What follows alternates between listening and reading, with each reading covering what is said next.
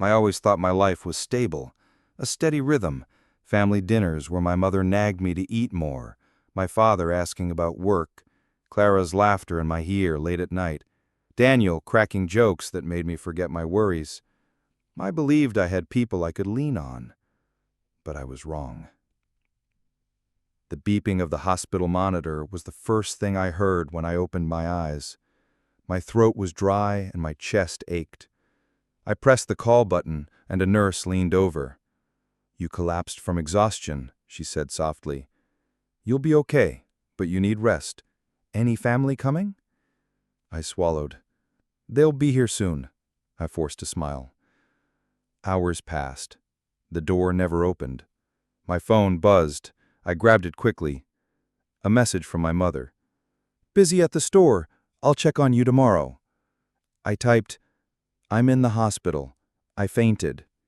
Her reply came fast. "I know, honey. Just rest. We'll talk later." I stared at the screen. Later? I almost died and she wanted later. Another vibration. My father this time. "Can't leave the office. Important meeting. You'll be fine." I muttered aloud. "I'll be fine?" My voice cracked. The nurse poked her head in. "Everything okay?" "No, not really," I whispered. I texted Clara next. "Collapsed. At the hospital. Room 214. She read it. The little dots blinked, then disappeared. Finally, her message came. "I'm with friends tonight. I'll swing by tomorrow." Tomorrow. Always tomorrow. I dialed Daniel. He picked up on the third ring. "Bro, what's up?" His voice was cheerful, carefree. "I'm in the hospital. I passed out. Can you come?" "Man, I wish I could. I'm across town, got a party. You'll be fine, right?" "You're my best friend," I said, my chest tightening. I thought, "Don't guilt-trip me, dude. It's just one night. I'll call you tomorrow." The line went dead. I dropped the phone on the bed and covered my face with my hands. My body shook, not from pain, but from the hollow silence pressing against me. I whispered, "Tomorrow. Always tomorrow. Never now." The ceiling above me was white, sterile, unforgiving. My thoughts spun. Hadn't I always been there for them? When my mother cried after her sister's death, I held her hand. When my father's business struggled, I worked overtime to pitch in. When Clowna doubted herself, I stayed up until morning reassuring her. When Daniel's heart broke, I listened for hours. And here I was, alone. The phone buzzed again. "Clara." I answered quickly. "Clara? Please." Her voice was cool. "Don't make this a big deal. You just fainted." "Just fainted?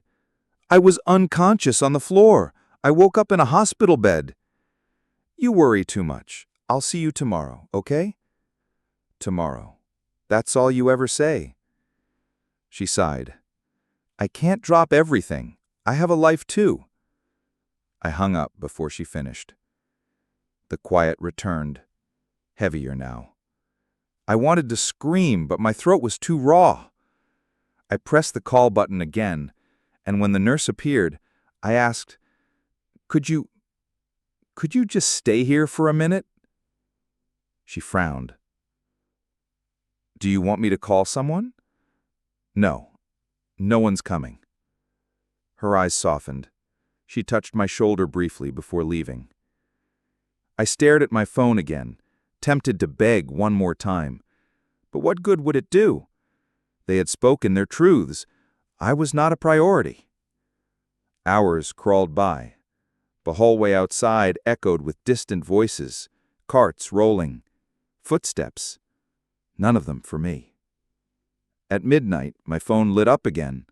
A group chat notification. Clara, Daniel, and a few others posting selfies from the party. Their smiles glowed under neon lights, laughter in every picture. My chest ached worse than before. I typed into the chat, "I needed you." Then I erased it. What was the point? Instead, I whispered to the empty room, "I needed you, and you weren't here." The monitor beeped steadily, mocking me with its rhythm. I closed my eyes, but sleep didn't come. Only memories. Clara's promises, "I'll always be by your side." Daniel's words, "Bro, I got your back no matter what." My parents, "Family sticks together." Lies. All of it. The fluorescent light above buzzed faintly, and in that harsh glow, I faced the truth. I had given everything to people who couldn't give me one night. I whispered to myself, "I'm alone, completely alone." And for the first time, the words felt real. And as the night stretched on, I realized the steady life I thought I had wasn't steady at all. It was fragile glass, already shattered. The hospital released me with a warning: rest, eat better, reduce stress. Simple words, but they felt meaningless. My body was weak, but it was nothing compared to the weight inside me. When I stepped into my parents' living room, the air was tense. My mother barely looked up from her phone. "You should have taken care of yourself," she said sharply. "Collapsing like that, it scared us." "Scared you?" I asked, stunned. "You weren't even there." Her lips tightened. "I couldn't leave the store unattended." "And I couldn't leave the office," my father added without remorse. "We all have responsibilities." I stared at them. "And I don't? Do you know how hard I've been working? Do you realize I was lying there alone, waiting for anyone to show up?" My father shook his head.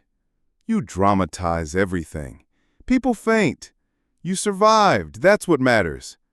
Survived. That word burned. I whispered, "I didn't need survival. I needed you." Silence spread like smoke. My mother clicked her tongue. "You expect too much." The phrase cut me like glass. Later, Clara met me at a cafe. She waved as if nothing had happened. "You look fine," she said casually, sipping her coffee. "I don't feel fine," I admitted. "Where were you when I needed you most?" She rolled her eyes. "I told you, I was busy. Don't start again." "Busy while I was hooked up to machines?" My voice trembled. "Clara, I begged you." "You exaggerate everything," she said coldly. "You can't rely on me for every little crisis." "Little crisis?" My chest ached. I passed out. "I could have—" She interrupted. "You're suffocating me with your expectations. I can't be at your beck and call." I froze. Her words echoed louder than her voice. Suffocating. A burden. I whispered, "So I'm too much for you?" She looked away. "Maybe." The chair beneath me felt unstable. My heart thudded, but not from illness, from the realization that her love had limits I hadn't seen before. That night, Daniel came over, grinning like always.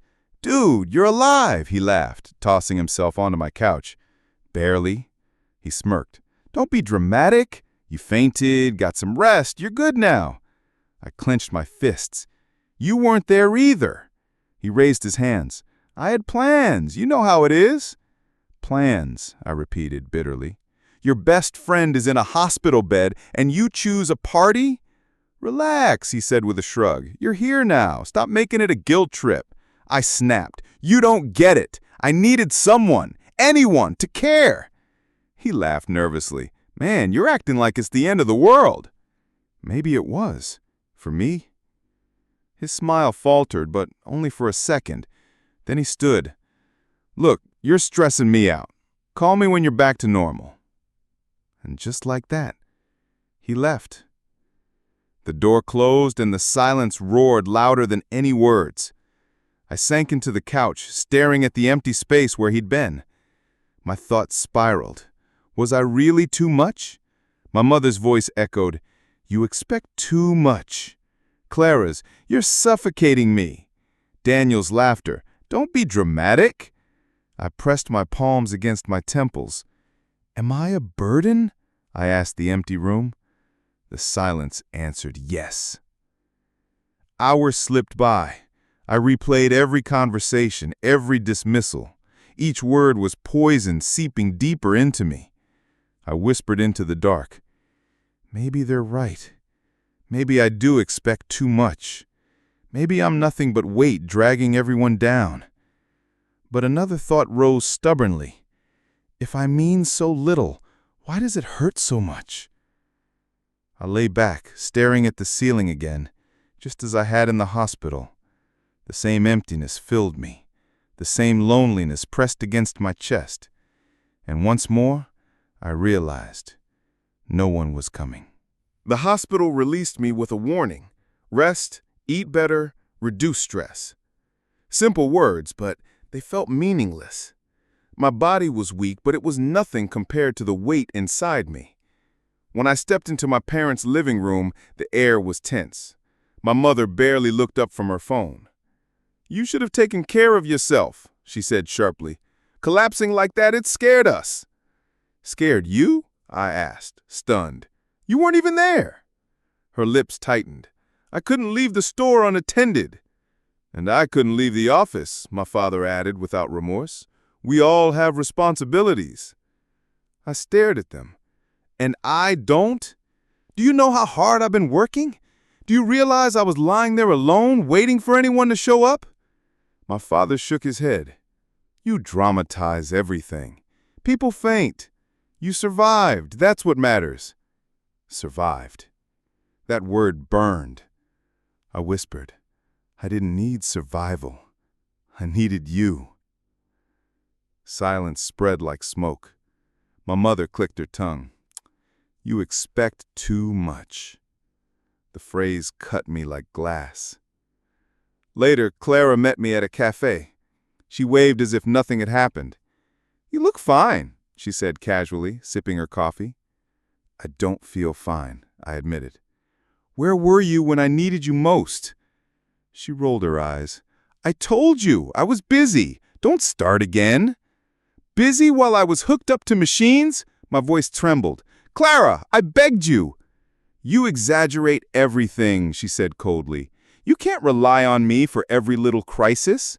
"Little crisis?" My chest ached. I passed out. "I could have—" She interrupted.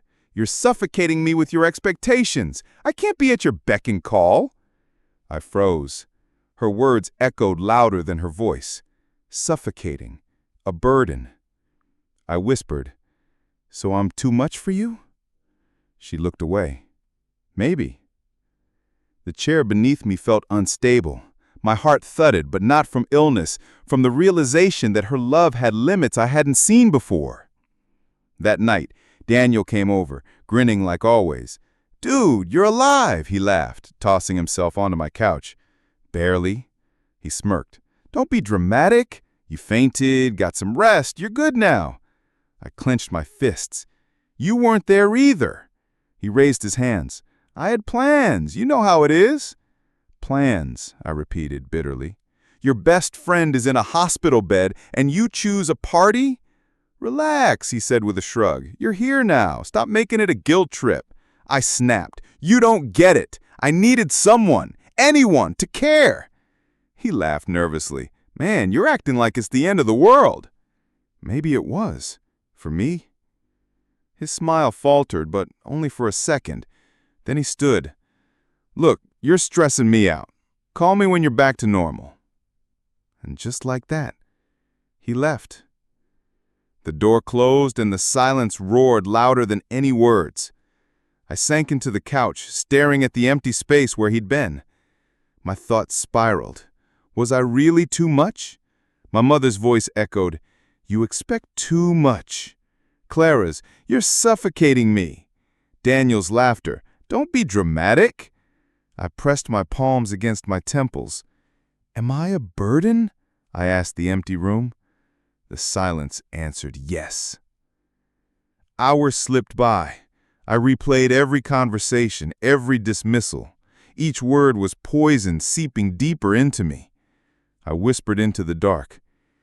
Maybe they're right. Maybe I do expect too much. Maybe I'm nothing but weight dragging everyone down. But another thought rose stubbornly. If I mean so little, why does it hurt so much? I lay back, staring at the ceiling again, just as I had in the hospital. The same emptiness filled me, the same loneliness pressed against my chest. And once more, I realized no one was coming. Nights blurred into each other. Sleep never came. I lay staring at the ceiling, listening to the echo of Clara's voice. You'll never be enough. By the third night, my chest felt hollow. I whispered to myself, why did I believe them? Why did I think anyone would stay? The knock on my door startled me. Daniel's voice followed. Yo, open up! I dragged myself to the door. His grin faded when he saw me. Damn, you look rough. Thanks, I muttered, stepping aside. He flopped onto the couch. So, you and Clara? Done? My throat tightened. She chose someone else. He shrugged. Then forget her. Plenty of fish, man. I sat opposite him. It's not just her. It's everything. My parents, you, none of you were there. He rolled his eyes. Here we go again. Again? My voice rose. I was in a hospital bed, Daniel. Man up, he snapped. People have worse problems. You can't fall apart every time life hits you. My stomach twisted. That's your advice? Man up? Yeah, he said flatly. You're spiraling because you let yourself. Stop wallowing. I laughed bitterly. Easy for you. You had a party while I wondered if anyone cared if I lived or died. He winced, but stood anyway. I came to check in, didn't I? Be grateful. Grateful? I whispered. For crumbs of friendship? He grabbed his jacket. You're impossible. Call me when you're normal again. The door slammed, leaving silence heavier than before. I slumped into the couch, pressing my hands to my face. The words spilled out of me. Maybe he's right. Maybe I'm weak. Maybe I should have kept it all inside. A softer knock came minutes later. When I opened the door, Sarah stood there. Daniel said you weren't doing well, she said gently. Can I come in? I nodded silently. She sat where Daniel had been, her eyes kind. You've lost a lot lately. I whispered. I've lost everything. Not everything, she said. Your pain doesn't erase your worth. I shook my head. But maybe I deserved it. Maybe Clara left because I wasn't enough. Maybe my parents pulled away because I expect too much. She leaned forward. Listen to me. Betrayal says nothing about your worth. It says everything about theirs. Her words hit differently, softer, but stronger than any advice I'd heard. I asked, then why does it feel like it's all my fault? Because you care deeply, she said. You trusted the wrong people, but that doesn't mean you're wrong for trusting. It means they were wrong for breaking it. Tears welled in my eyes. Then why can't I stop blaming myself? She smiled sadly. Because it's easier to think you failed than to accept they did. Her kindness pierced through the fog. For the first time in days, I felt warmth. I whispered, You're the first person who hasn't told me to just get over it. That's because healing isn't about toughening up overnight. It's about deciding if you'll let their betrayal define you or if you'll rise despite it. Her words lingered long after she left. I paced the room, muttering, Rise despite it, or break under it. At the window, I stared into the night. So this is it. Rock bottom. Either I let this consume me, or I fight back silently. Motivation. The phone rang on a gray morning, and I almost ignored it. But when I answered, a voice greeted me warmly. "Hello, this is Mr. Reed from Halston & Co. You applied months ago. We'd like to offer you the position." My heart jumped. "Wait, are you serious?" "Completely," he said. "We were impressed with your application. Can you start Monday?" Yes, absolutely." "Good, I'll see you then," he replied before hanging up. I lowered the phone slowly. For the first time in months, my chest felt lighter. "A win," I whispered. "Finally, a win." On my first day, Mr. Reed shook my hand firmly. "I've read your background. You've been through struggles, haven't you?" I hesitated. "More than I want to admit." He nodded. "Good. Scars make people stronger if they let them. Remember that." His words stayed with me as I worked. Whenever I faltered, he encouraged me. "Don't rush. Precision is power." When I doubted myself, he said, "You're here for a reason. Believe it." Slowly, my confidence grew. Weeks passed, and whispers about Clara reached me through mutual friends. "Victor's temper is out of control," someone said. "He threw a glass at a waiter." Another added, "Clara looks miserable, but she keeps smiling like everything's fine." I listened quietly, never commenting. Inside, I felt a strange satisfaction. Not joy at her suffering, but relief that the illusion was cracking. One evening, my phone buzzed. Clara's name lit the screen. I stared at it for a long moment before answering. "Hello?" Her voice was soft, almost forced. "Hey, how are you?" I leaned back, keeping my tone calm. "I'm fine." "Really? I heard you got a new job. That's great. I knew you'd land on your feet." "You knew?" I asked. "That's interesting." She hesitated. "Well, I always believed in you." A bitter laugh almost escaped me, but I swallowed it. Belief wasn't what I needed when I was lying in a hospital bed. She sighed. "Don't bring that up again." "I won't," I said evenly. "Victor's been difficult lately," she continued, her voice lower. "Sometimes I wonder if I made a mistake." My chest tightened, but not with longing, with clarity. "Why are you telling me this?" "I thought you'd understand," she said quickly. "I mean, we had something real once." "Real?" I repeated. "You told me I'd never be enough. Was that real, too?"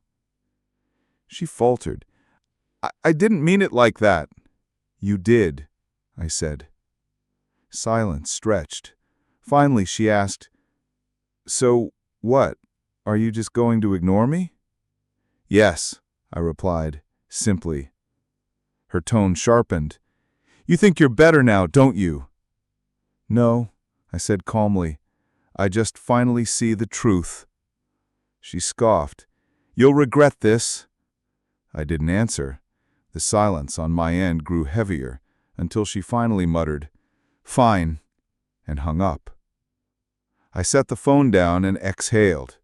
No shouting, no begging, no breaking, just silence. And it felt powerful. The next day, Mr. Reed noticed something different in me. "You're smiling," he said. "I think I finally understand what you meant about scars." "Oh?"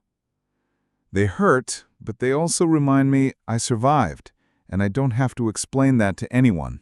Not anymore." He smiled. "Good. Hold on to that. Strength isn't loud, it's steady." That night, I replayed Clara's voice in my head, but this time it didn't cut me. "You'll never be enough." I whispered into the dark. I already am. And for the first time, I believed it. Motivation. I overheard it at work during lunch. "Did you hear about Victor?" someone whispered at the next table. "He's been seen with a woman named Elena, not even trying to hide it." "Elena?" her friend asked. "What about Clara?" Clara's furious. People say she caused a scene at one of his clubs. I lowered my coffee cup slowly. My lips almost curved into a smile, but I stayed quiet. That evening, my phone buzzed. Clara again. I answered. Hello? Her voice trembled. He betrayed me. I leaned back. Victor? Yes, he snapped. He's been with Elena. Everyone's talking about it. Shocking, I said flatly. You don't understand. He lied to me, made me feel small, and now this. Small? I interrupted. Sounds familiar. She went silent. I added, You told me I'd never be enough. What did he tell you?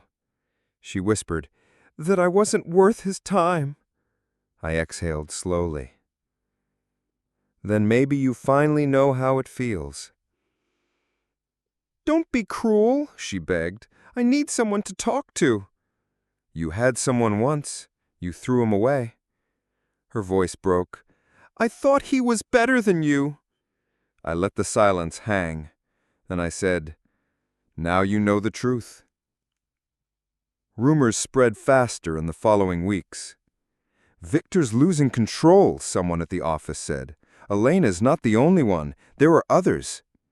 Clara's a mess, another voice chimed in. She's trying to act like everything's fine, but everyone sees it. I listened quietly, sipping my coffee. Inside, I felt a quiet satisfaction. I hadn't lifted a finger. Karma had done the work. Days later, Clara appeared outside my building. She waited for you, she said softly when I approached. For what? For a chance to explain. I stared at her. Explain what? That you left me for him? That you thought his money would make you happy? She winced. I made a mistake. You made a choice, I corrected. Her eyes watered. I chose wrong. I folded my arms. Why are you here now? Because you changed, she whispered. You look stronger, happier, and I'm falling apart. I shook my head. I'm not your safety net. I miss you, she admitted. You miss the version of me who begged for your attention. That version doesn't exist anymore. Her lip trembled. Please don't shut me out. I don't have to. You did that yourself. The silence between us stretched. She finally muttered, You'll regret this, before walking away. I watched her go without flinching. That night, Mr. Reed noticed my good mood at work. You're smiling again, he said. Maybe I'm finally learning something, I admitted. And what's that? He asked. That silence can be louder than shouting. That sometimes justice doesn't need my hands. It works on its own. He nodded approvingly. Good. Hold on to that wisdom. You're starting to grow into yourself. As I walked home later, Clara's voice echoed in my head again, but this time it didn't sting. I thought he was better than you. I whispered into the night, and now you know he never was. The taste of it was bittersweet, but satisfying all the same. The knock on my door was hesitant, almost fragile. When I opened it, Clara stood there, eyes swollen, hair unkempt. Can we talk? She whispered. I stepped aside without a word. She entered like a ghost, sitting on the edge of my couch. I don't know where else to go, she admitted. I stayed standing. Why are you here, Clara? Her hands trembled. Because I've lost everything. I tilted my head. Everything, or just him? Her voice cracked. Both. Victor's gone, my friends don't respect me, and the life I thought I wanted, it's collapsing. I crossed my arms. And now you think of me. Tears slid down her face. I was wrong. I should have stayed with you. I didn't answer. She leaned forward desperately. Didn't you ever love me enough to forgive this? I sat across from her, calm. Once, maybe. Not anymore. Her voice broke. I destroyed us for nothing. He cheated, lied, and humiliated me, and through all of it, I thought about you. I looked at her quietly. Say something, she begged. I simply shook my head. Her eyes widened. Your silence, it's worse than anger. I leaned back. Because I don't owe you anything. She whispered, I deserve your hatred, not this emptiness. I don't deserve your energy at all, I replied. Her hands clutched her knees. I can't believe how calm you are. Don't you feel anything? I answered softly, peace. She covered her face with her palms. I came here hoping you'd yell, or curse me, or give me some reason to believe I still mattered to you. You don't, I said evenly. Her shoulders shook. You loved me once. That has to mean something. It meant something then. Now it means I survived losing you. She dropped her hands, staring at me like I was a stranger. I thought you'd always need me. I gave a faint smile. I thought so too. Turns out I was wrong. Her breathing quickened. So that's it? You just watch me break and you feel nothing? Nothing, I confirmed. The silence between us grew unbearable. For her, not for me. She fidgeted, waiting for me to relent, but I remained still. Finally, she whispered, Please, say you hate me. I shook my head. No. Hate would keep me tied to you. I don't carry that weight anymore. Her lips trembled. Then say you forgive me. I don't need to. I just moved on. Her tears fell harder. Your calmness, it's cruel. No, I said gently. It's freedom. She stood abruptly, pacing the room. I don't know how to handle this. I wanted closure, but your silence feels like punishment. I stayed seated, arms resting on the chair. Closure isn't mine to give you. Her voice cracked again. I should never have left you. You were the one person who cared. And now you understand what that care meant. But it's gone. She turned toward me, desperate in her eyes. Can't we start over? I opened the door. No. Her face crumpled. You're not the man I remember. You're right. I'm stronger now. She hesitated, stepping closer. One last chance. Please. I met her gaze steadily. Goodbye, Clara. Her breath hitched, but I stayed firm. She walked past me slowly, stopping at the doorway. Her voice was barely a whisper. I thought silence was weakness. Now I see its power. I didn't respond. She left, the door clicking shut behind her.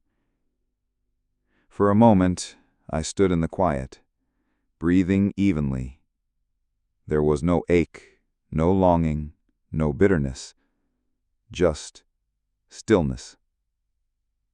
And for the first time, I realized I no longer needed her. That truth felt like freedom.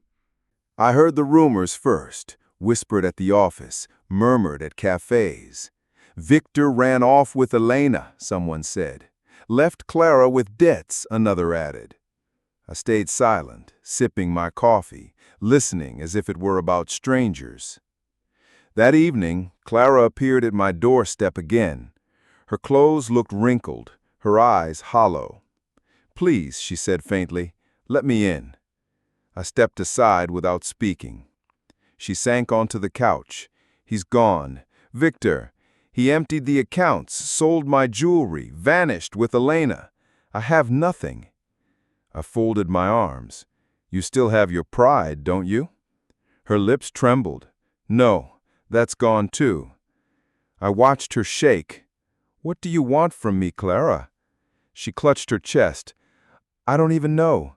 Maybe forgiveness, or at least someone to witness how far I've fallen?" I sat across from her. "I told you once, karma doesn't need my help." She let out a hollow laugh. "And here it is, cruel, merciless. Do you think I deserve this?" I looked at her evenly. "What I think doesn't matter. Karma decided." Her hands covered her face. "I mocked you, betrayed you, left you broken, and now I'm the one broken. It's unbearable." I stayed quiet. "Say something," she begged. I finally said, "This is the path you chose." Her tears spilled freely. I thought I was clever, trading love for luxury, but all I traded was my soul. He used me, discarded me like trash. I nodded slowly. Her voice cracked into a whisper. "And you survived. You rose higher while I fell lower. Isn't this what you wanted?" I met her eyes calmly. "I wanted peace. Karma wanted balance." She leaned forward desperately. "Don't you feel sorry for me? Not even a little?" I shook my head. "Pity keeps chains alive. I cut mine long ago." Her hands trembled. "Then at least hate me. Please, don't just sit there like stone." "No," I replied softly. "Your punishment is already complete. My hate would add nothing." She stared at me stunned. "Your calmness, it's like watching a judge pass sentence without raising his voice." I said nothing. "I used to laugh at you," she whispered. "I told people you weren't enough, that Victor was the real prize. And now, I'd give anything to undo it." I let the silence hang between us. Finally, she broke it. "Do you believe in second chances?" "Not when trust is dead," I answered. She buried her face in her palms again. "I can't sleep. His betrayal haunts me. Every lie, every night he spent with her, it tears at me. Is this how you felt when I left?" I exhaled slowly. "Yes, but I learned to live with it. You're only at the beginning of that lesson." Her shoulders shook violently. "I can't live with it. I'm not as strong as you." "Strength isn't a choice, it's survival." She lifted her head, eyes red. "So this is karma's final word, that I suffer alone?" I stood, moving to the door. "No, the final word is balance. What you gave, you've received." Her voice cracked into a whisper. "And you? What did you receive?" I opened the door. "Freedom." She stared at me as though the word struck harder than any insult. "I thought you'd celebrate my fall," she weakly said. I shook my head. "No. Watching karma unfold is enough." Her body sagged as she rose unsteadily. "Then there's nothing left to say." I stepped aside. "Goodbye, Clara." She walked past me, fragile as glass, her footsteps fading down the hall. I closed the door, leaning against it briefly. There was no gloating in me, no pity either, just the steady truth that justice had moved on its own, and I had survived long enough to witness it. For the first time, I didn't look back. Motivation. Sarah leaned back in her chair, smiling at me. "You look different these days. Lighter. Like the weight finally fell off your shoulders." I raised an eyebrow. "Is it that obvious?" "Very," she said. "You're not the man who used to sit here staring at the floor. Now you look like you own the ground you walk on." I chuckled. Maybe I finally learned that survival isn't about waiting for luck. It's about building it. Mr. Reed, who had been listening quietly, spoke up. "That's what I told you months ago, remember? I said pain either breaks a man or forges him." I nodded. And I thought I was broken then, but I was only in the fire. Sarah tilted her head. And now? Now, I said slowly, I feel like the fire burned away who I pretended to be and left who I really am. Mr. Reed tapped the table with his finger. That's why you're succeeding. The deals you've closed, the respect you've earned, it's because you walk into a room without fear. People feel that. I smiled faintly. Funny, isn't it? I once thought I needed her approval to feel worthy. Now her opinion means nothing. Sarah leaned forward. Do you still think about her? Sometimes, I admitted, but not with anger. She's just a chapter I finished, a lesson carved into me, nothing more. Sarah sighed softly. I wish I could have seen you back then, the man who begged for her love. You wouldn't have liked him, I said with a short laugh. He was desperate, lost, willing to shrink himself for someone who never cared. Mr. Reed's voice rumbled with calm certainty. And now you'd never make that mistake again. No, I said firmly, because I know what I carry. I know my value. Sarah grinned. So, what's next for you? You've built your career, gained stability, respect. Where do you go from here? I leaned back, exhaling. Forward, always forward. I don't want to dwell on proving anyone wrong anymore. I want to build something right, for me. Mr. Reed gave me a rare smile. That's the answer I hoped I'd hear.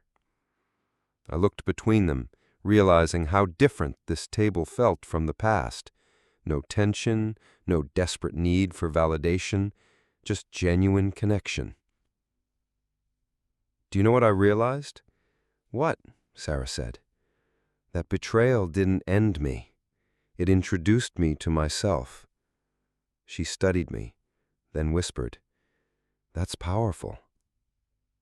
Mr. Reed nodded. It's also true, and truth is the strongest foundation for any new beginning. I fell silent for a moment, then said, Sometimes I replay the past, not to torture myself, but to measure the distance. The man I was then, he wouldn't recognize me now. And that's good, Sarah said gently. That means you've grown. I smiled. Yes, I've grown beyond needing her, beyond fearing loss, beyond begging for scraps of affection. I don't chase anymore. I walk. Mr. Reed's tone carried approval, and when a man walks with dignity, life follows. I looked at him. You've seen hundreds of people fall apart in this business. Why did you believe I'd rise? His answer was immediate. Because you didn't stop showing up. Even in pain, even in humiliation, you kept coming. Most men quit. You endured. Endurance always wins. I absorbed his words in silence, realizing he was right.